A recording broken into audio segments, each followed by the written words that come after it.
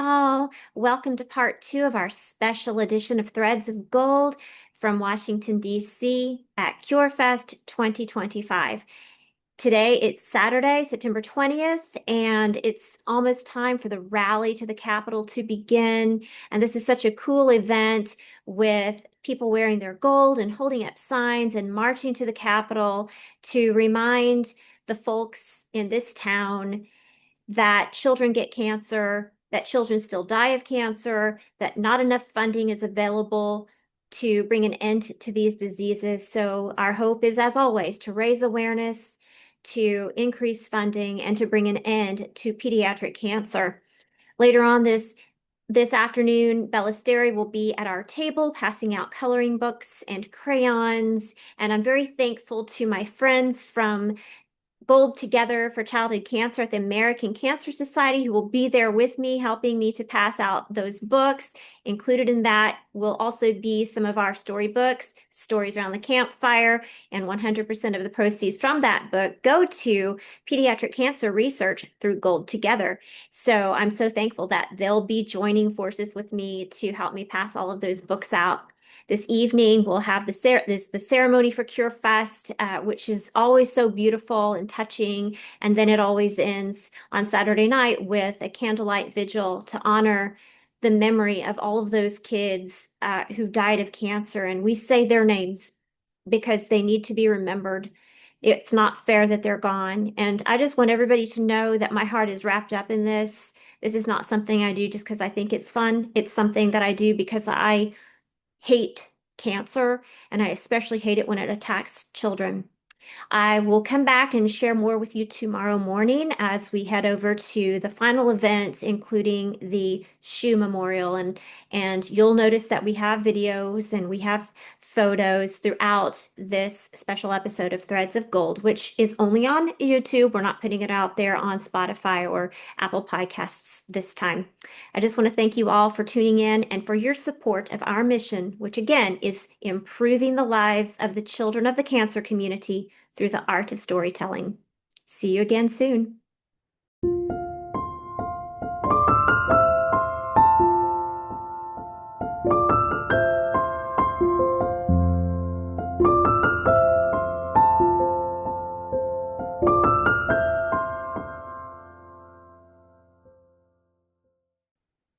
Good Sunday morning. Here we are after a really interesting night last night. First, I want to say thank you to all of my friends from Gold Together for Childhood Cancer at the American Cancer Society. I want to thank them for all the hard work they do to raise funds to cure pediatric cancer. I'm so honored, so is my husband Bill, to serve on the National Advisory Council for Gold Together, where millions and millions of dollars are being invested into childhood cancer so that someday we don't need to have organizations like CureFest anymore because there is no more childhood cancer.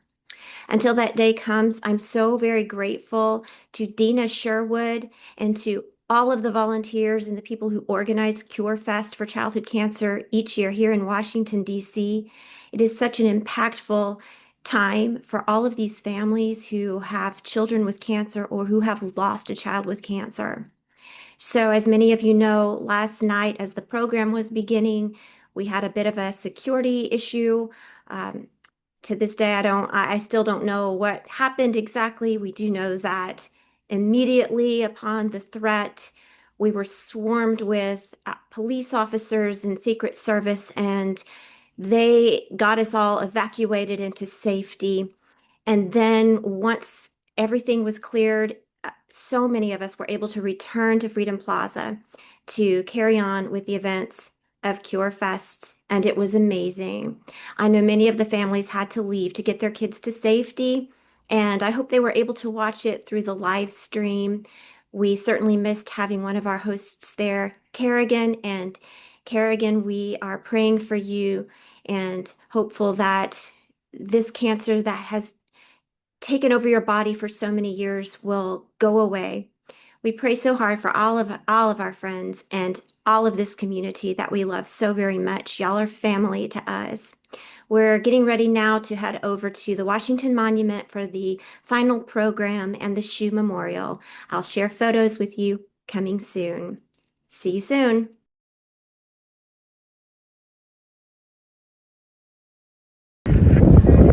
Hello, my name is Christian Englert, and this is Mariah. We are authors over at Bell Asteri Publishing. I wrote a book called Refined by Fire, and Mariah wrote a book called Hope Over Despair.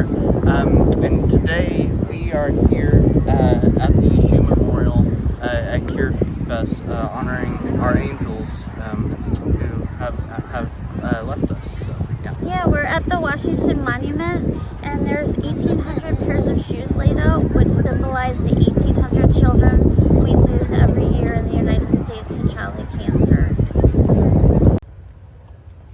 For the past 4 years, I've sat in this crowd listening to parents, survivors, and advocates, and each time I've left inspired, re-energized, and ready to keep fighting for awareness, for better funding, and for our daughter's legacy.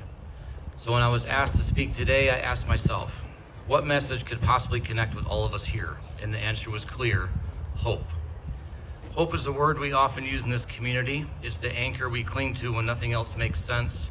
Hope keeps us moving, keeps us breathing, and keeps us believing, because sometimes hope is all we have. When our daughter Chasey was diagnosed with a rare brain cancer in 2020, I froze. I didn't know what to say or do. But once the shock faded, what remained was hope. Hope that she would survive the surgeries and the treatments. Hope that her bright spirit would keep shining.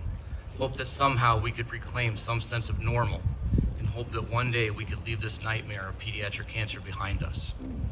For 520 days, we lived on hope, for healing, for a cure, for more smiles, more laughter, and more time. But in the early morning of July 3rd, 2021, God had other plans. Chasey began to struggle to breathe, and in my heart, I knew what was happening. I told my wife to gather her sisters because I knew this was time. I looked into Chasey's eyes, and I asked her, "Are you okay?" She nodded. That moment was her goodbye, her way of telling me she would be okay. At 4:15 a.m., surrounded by her family, our sweet girl took her last breath. And even in that heartbreaking moment, she left us with the very thing that had carried us all along: hope. Hope that her life would matter. Hope that the story would spark change. And hope that no other family would have to endure what we did. All of us here, especially not elected leaders, are the ones that will drive the change. Together with warriors like Chasey guiding us, we will push research forward and demand better for our kids.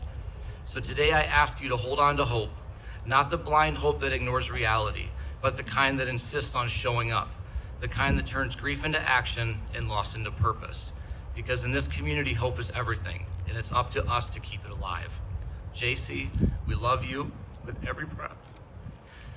And we will carry your legacy forward until no child has to face this battle again.